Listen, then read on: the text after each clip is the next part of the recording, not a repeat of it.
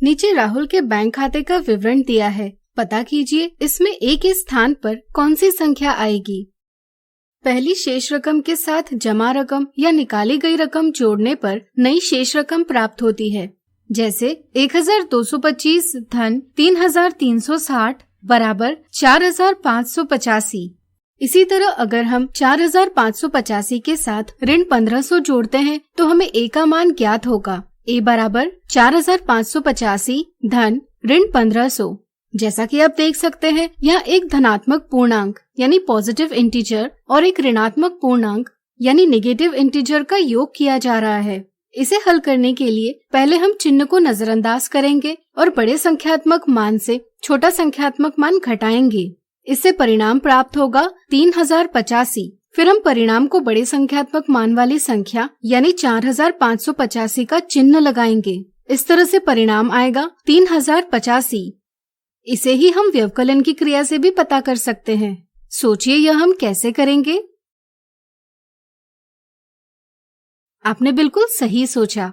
हम अगली शेष रकम यानी 1335 से निकाली गई ऋण 1750 रकम का व्यवकलन करके पिछली शेष रकम पता कर सकते हैं। इसे हल करने के लिए पहले हम व्यवकलन को योग में परिवर्तित कर लेंगे। इसके लिए पहली संख्या वैसे के वैसे रखेंगे, फिर ऋण का चिन्ह को धन के चिन्ह से बदलेंगे और दूसरी संख्या का योज्य प्रतिलोम यानी एडिटिव इनवर्स लेंगे, जो है 1750।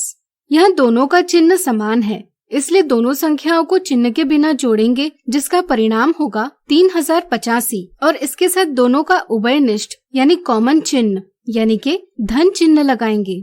यह ए का मान है। अगला उदाहरण, अजय आज बीमार है। जांच के दौरान डॉक्टर ने उसका तापमान 103 डिग्री फ़ारेनहाइट पाया।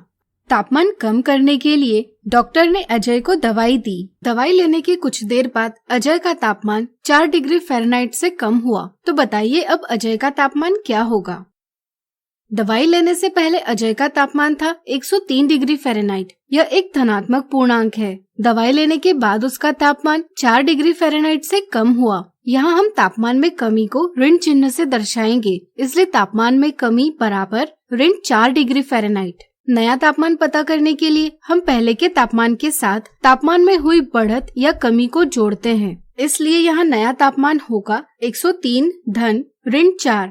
यहाँ एक धनात्मक पूर्णांक और एक ऋणात्मक पूर्णांक का योग किया जा रहा है। इसे हल करने के लिए पहले हम संख्याओं का चिन्ह के बिना व्यवकलन करेंगे, जिसका परिणाम होगा 99 और फिर हम बड़े संख्यात्मक मान वाले पूर्णांक का चिन्ह परिणाम को लगाएंगे यानी कि धन चिन्ह लगाएंगे। इसलिए अब अजय का तापमान होगा धन 99 या 99 डिग्री फ़ारेनहाइट। अगला उदाहरण, संख्या रेखा का प्रयोग करते हुए निम्नलिखित संक्रियाओं का मान ज्ञात कीजिए। ऋण 3 धन 7 में पहली संख्या है ऋण 3, इसलिए हम संख्या रेखा पर शून्य से बाईं ओर 3 कदम चलेंगे और फिर 7 धनात्मक पूर्णांक है, इसलिए ऋण 3 के दाईं ओर 7 कदम चलेंगे। इसके साथ हम धन 4 पर पहुंच जाएंगे, जो कि ऋण 3 धन 7 का परिणाम है। ऋण 4 और धन 5 का व्यवकलन करने के लिए पहले हम व्यवकलन को योग में परिवर्तित करेंगे।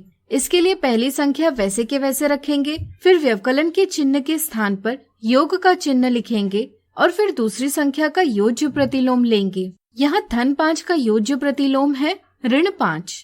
अब आइए इसे संख्या रेखा पर हल करेंगे।